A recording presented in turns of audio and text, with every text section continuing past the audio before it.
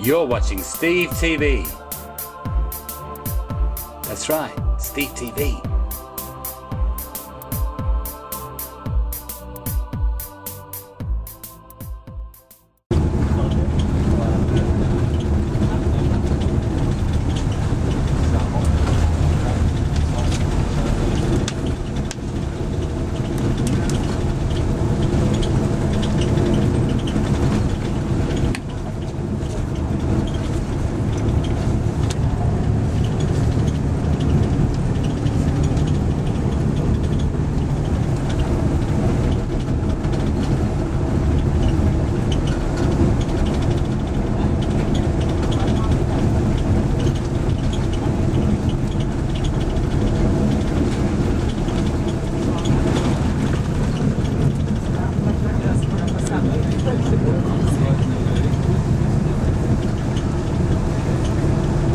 Now if you want a really good photo, just here,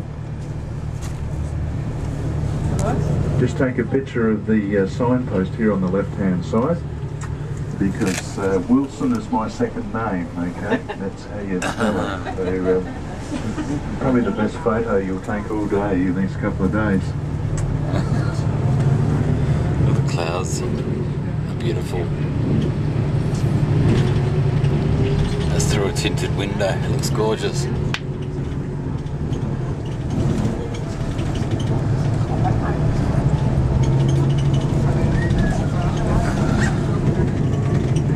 Gotta have so much fun. This is great. So I know I did give out some information sheets to some people from other countries. How is your English? Okay? Average? Okay. So you're Italian, were you? No? You're Italian. What were you? Spanish. Okay. So I do have a DVD that I can pop on in most other languages inside. I have to do the tour in English. There's a big emu. That's all I know. And it's sort of got to Look at him, isn't he beautiful? at a certain pace too, because you are running a little bit late. I think the boat was a bit late, was it? Look at him, isn't he gorgeous? Well, last night. Okay. So here we go. We have an emu. We keep one of on the Australian Kookaburras. We've got the emu and the kangaroo. This is fun, isn't it? Out in the countryside. Get some fresh air. Get some fresh air. Get rained on. I said it was nice to get some exercise after sitting in that bus and sitting on the ferry and sitting on the bus to get down here. It's nice. Yeah. No, you think you get plenty of it here today. Best bit's going to be the seals. Seal Bay is going to be the best. Were you stuck on the ferry for a long time? We were on the ferry for 45 minutes. Oh right, so it was just delayed, it wasn't actually sat on the water for a long time. I think it's just a few minutes. Okay. Just going to give everybody a piece of our leaf.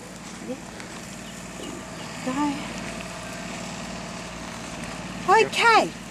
So all the trees that you can see growing around here, are the narrow-leaf cenifolia that we use to make our eucalyptus oil. So this is it here. Plenty more, yeah, plenty more. And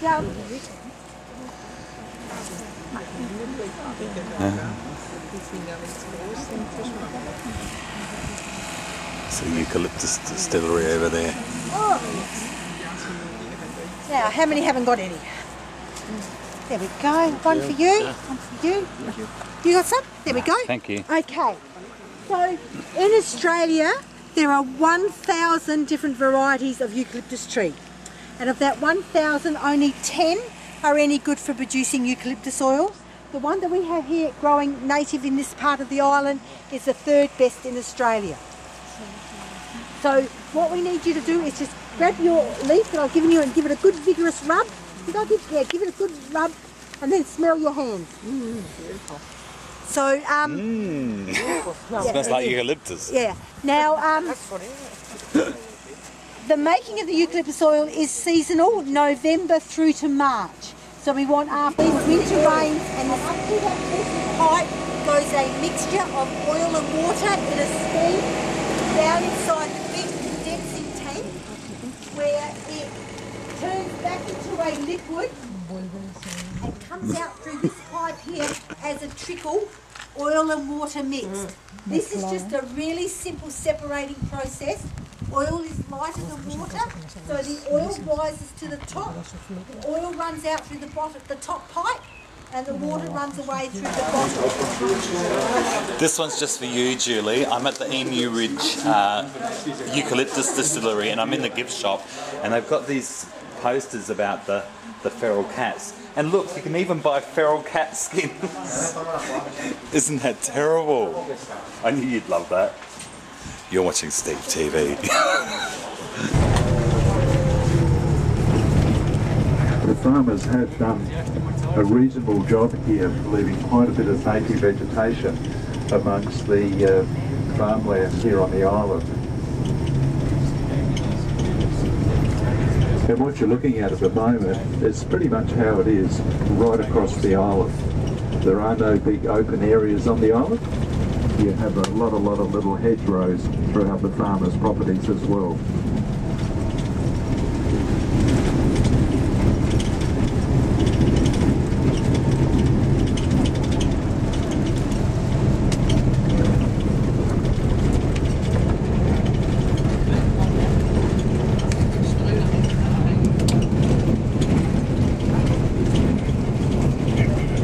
Look at that, it's magic.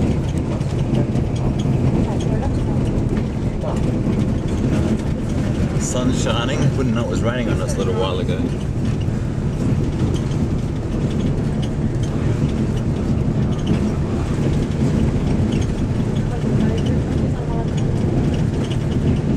Beautiful place.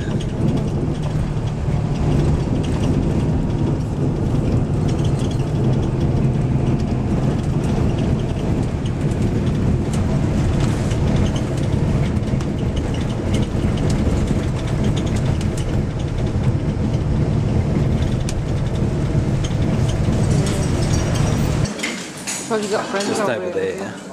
Just over there is the buffet. And there's a lovely little place in the middle of Kangaroo Island. The rain has just come over again. We've just had a gorgeous lunch. Tummy's full, feeling pretty good. Thumbs up. So this is the place we had lunch. I can't even remember what it's called. It's called Yvonne Bay Bistro. It's not bad. Here we are in the middle of the bush. Not bad, huh? All that's missing is Skippy the bush kangaroo.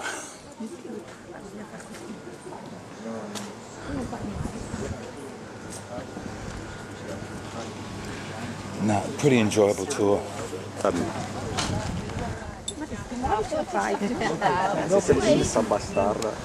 Okay, so here we are. There's two kangaroos keeping left.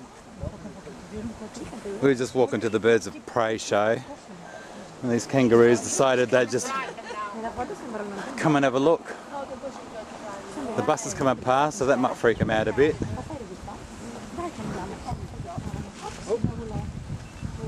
They're beautiful kangaroos too.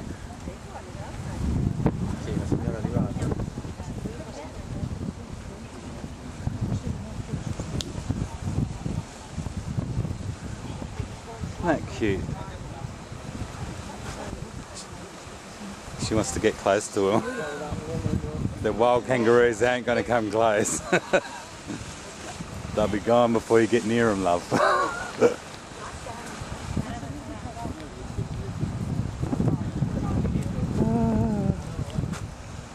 I don't know which is better, the kangaroos or watching the tourists go for the kangaroos.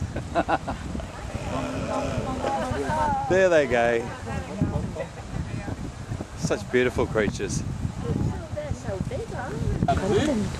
Oh. As you can see, some of them are only small. She is fully grown. She is never going to get any bigger than she is right now. That's it for her. In fact, the males, the boys, are even smaller still, about a third of the size smaller. I'll just ask people to remain seated throughout the show. The birds do come in low, they come in pretty fast. I don't want any of you hurt, but more importantly, I don't want any of our birds hurt. What is she? What is she? Good question. What is she? Anyone know? Anyone recognise what she is? A hawk? Not quite a hawk, although that's a type of raptor. Peregrine falcon? Half right, sir. She is a falcon. I'm guessing. She's actually the smallest of 6 species of falcons we have in Australia. She's the smallest of all 24 species of raptor. She's actually called an Australian Kestral, and we call this one Kezzy. Lets me remember what she is. Now, most falcons capture birds as prey, and she can catch a small bird, but much more commonly she'll take things like crickets and grasshoppers, a lot of ground prey, which is why you see her on the ground quite a bit. You can also see she's got very large eyes, all the better to see you, and all the better to see her prey. Quite often you'll see kestrels hovering, which is quite hard for birds to do, but kestrels have got it mastered. When they're hovering like that, they're actually looking for mouse highways, and they're able to see them because their eyesight's better than ours, and they can see in a way that we can't. As mice run along the track, they urinate. These little birds can see in ultraviolet light. Fantastic eye-foot coordination, which is a sign of all true raptors. That's how you exercise a falcon. Not that easy. So I'm not teasing her, but in the wild, she wouldn't get her prey straight away, and we make her exercise for it. Now, falcons are the world's fastest creatures. You probably thought cheetahs were, but cheetahs, fastest land animals. A falcon can travel at 396 kilometres per hour. She's using the trees as camouflage coming in fast, and that was successful for her. So they can either go up in a stoop, come down in a power dive using the speed, use the trees as camouflage, come in out of the sun, all kinds of things to capture their prey. And you can see she's got a good hold of Not letting go of that. You might know them better as Kookaburras. Absolutely. Bigger kids are allowed to play, that's right. So just your other left hand. And again, if you turn around, you might get both of your faces there. You coming, Banjo? Banjo, I think he likes you, wants to go home with you. They are very friendly birds there. And a lot of, anyone on this side?